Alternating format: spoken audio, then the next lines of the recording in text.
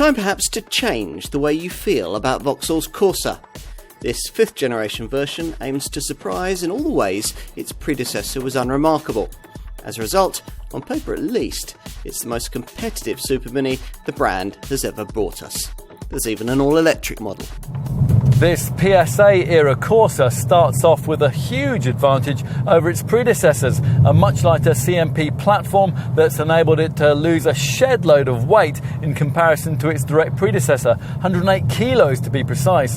Vauxhall's engineers would have liked to have built on this by specifically tuning the drive dynamics of this car to British roads, as the brand has very effectively done with previous generation Corsa models, but that wasn't possible this time around. Something evidenced, for example, by the way that the slightly overlight steering hasn't been tweaked for the twistier and more challenging tarmac common in our market, as previously it might usually have been. Still, if you opt for a mid-range SRI variant like the one we're testing here today, you will get a sport button to firm the helm responses up a bit. That's a mode that at the same time adds a sportier note to the exhaust. SRI models also get suspension equipped with special strut tower tie rods, which provide a form of cross bracing to create a more solid and precise feel through the steering. Engine-wise, we don't think your choice is going to be very difficult. You probably won't want a diesel, even though the 1.5 litre Turbo D unit offered here, which puts out 102 PS, is impressively efficient. Ideally too, you'd want to look beyond the base petrol power plant, 75 PS normally aspirated version of the PSA Group's usual 3-cylinder 1.2 litre engine that in this form doesn't have a great deal of pulling power. That same 1.2 litre unit is much better suited to this car in the turbocharged 100 PS guise that we're trying here, a form in which it manages to be very competitively clean and frugal. There's an NEDC rated emissions figure of 96 grams per kilometre and a WLTP rated combined cycle fuel consumption reading of 52.3 mpg. If you want to do substantially better and you can't face the thought of melting the polar ice caps in the diesel variant, then there is another more eco-friendly option available in the form of the battery-powered Corsa E. Now this mates a 100 kilowatt electric motor, putting out 136 PS, with a 50 kilowatt hour lithium-ion battery that, when fully charged, is capable of giving the all-electric Corsa a WLTP-rated driving range of up to 209 miles. So, what do you think? This 5th generation Corsa F design is certainly very different from its predecessor. It's been described by Vauxhall as being less van-like, and if you come from the previous model, that'll certainly be your first impression, thanks to 39mm of extra length and a substantial 48mm reduction in roof height. It's certainly more grown-up looking thing, with its smarter detailing, shorter overhangs and more vertical windscreen. And it now only comes with 5 doors.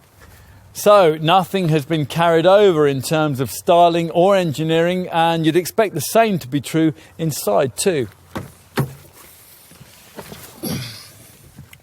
Which is absolutely the case. If you've driven a Corsa before, as most of us have, the Griffin badge on the steering wheel will be the only thing you'll recognise about this one. You sit much lower than you did before, and the cabin surrounding you is of considerably higher quality, with glossy black trim that delivers a much more upmarket feel. Technology also helps, of course, with the greater perception of sophistication. The minimum centre dash size for the monitor is now 7 inches. That's like the one we've got here. While at the very top of the range, you can have a wide, brightly coloured 10-inch HD facial display. Both monitors deliver the expected smartphone mirroring functionality, and of course there is navigation too. Now that's optional with this smaller screen. Avoid entry-level trim and you'll find another 7-inch digital display featuring with virtual dials in the instrument binnacle here. Now we've stuck with the conventional gauges instead here, which are separated by a 3.5-inch trip computer. Build quality, it doesn't quite match the highest class standards, but ergonomically, there's not much to fault. The seats are supportive, nothing's irritatingly awkward to get to, and everything's exactly where you expect it to be. Vauxhall has produced a much better Corsa, of that there's no doubt.